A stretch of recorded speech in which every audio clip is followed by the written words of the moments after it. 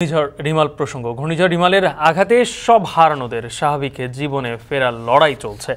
আজ দুর্গত এলাকায় পরিদর্শনে যাচ্ছেন প্রধানমন্ত্রী শেখ হাসিনা।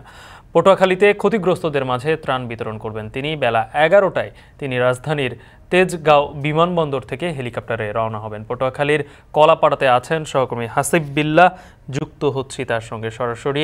হাসিব, প্রধানমন্ত্রী কখন পৌঁছানোর কথা রয়েছে উপকূলে? এখন পরিস্থিতি আপনি কি দেখছেন?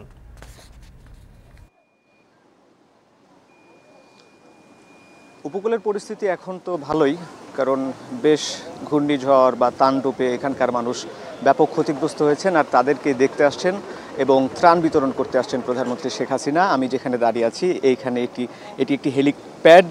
এখানে মূলত হেলিকপ্টারে ঢাকা থেকে রওনা হয়ে তিনি এই হেলিপ্যাডে অবতরণ করবেন। তিনি মূলত ঢাকা থেকে তেজগাঁও বিমানবন্দর থেকে বেলা 11টার দিকে রওনা করবেন। এরপরে তিনি এই যে দুর্যোগ প্রবণ উপকূল এলাকা পরিদর্শন করবেন দুপুরে। এখানে এই যে কলাপাড়ার মাঝারুদ্দিন কলেজ মাঠে ক্ষতিগ্রস্তদের মাঝে ত্রাণ বিতরণ করবেন। আসলে সেই যে মাঠে ত্রাণ বিতরণ করবেন তার পাশেই একটি হেলিপ্যাড। আমরা হেলিপ্যাডের এখানে এসে দাঁড়িয়ে আছি। এখানে আসলে ব্যাপক প্রস্তুতি সম্পন্ন করা হয়েছে যে প্রধানমন্ত্রী যেহেতু আসছেন সর্বোচ্চ কঠোর নিরাপত্তায়। আমরা দেখছি যে বিভিন্ন আইন শৃঙ্খলা বাহিনীর সদস্যরা এখানে সতর্ক পহরায় রয়েছেন। এবং একই সঙ্গে যদি জানিয়ে রাখি যে এখান থেকে ঠিক 20 কিলোমিটার দূরেই উপকূল, কুয়াকাটা উপকূল, এবং তার আশেপাশে আসলে অনেক বিভিন্ন এলাকার যে উপকূল এবং আশেপাশে অনেক এবং বেশ কিছু নদী নালা রয়েছে। এবং আমি যেখানে রয়েছি সেখানেও একটি নদী রয়েছে এবং তার পাশেই এখানে প্রধানমন্ত্রী অবতরণ করবেন। মূলত এই এলাকার মানুষ ঘূর্ণিঝড়ে ব্যাপক ক্ষতিগ্রস্ত হয়েছেন।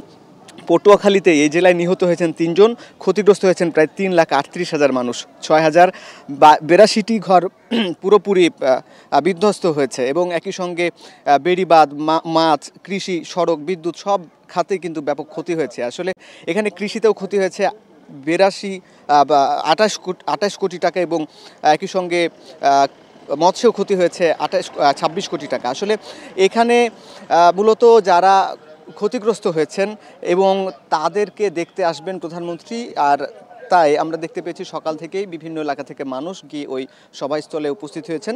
আর এখানে তিনি এসেই খেপুপাড়া এই যে সরকারি প্রাথমিক বিদ্যালয়ের এই কাছেই যে হেলিপ্যাডে অবতরণ করার পরই কিন্তু তিনি সেখানে যে ত্রাণ সামগ্রী বিতরণ কার্যক্রম সেখানে যাবেন। এরপর সে কামাল ব্রিজ পরিদর্শন করবেন। তাছাড়া পায়রা তাপবিদ্যুৎ কেন্দ্রের সম্মেলন কক্ষে বরিশাল বিভাগীয় কর্মকর্তাদের সঙ্গে মতবিনিময় করার কথা রয়েছে, আমরা শুনতে পেয়েছি।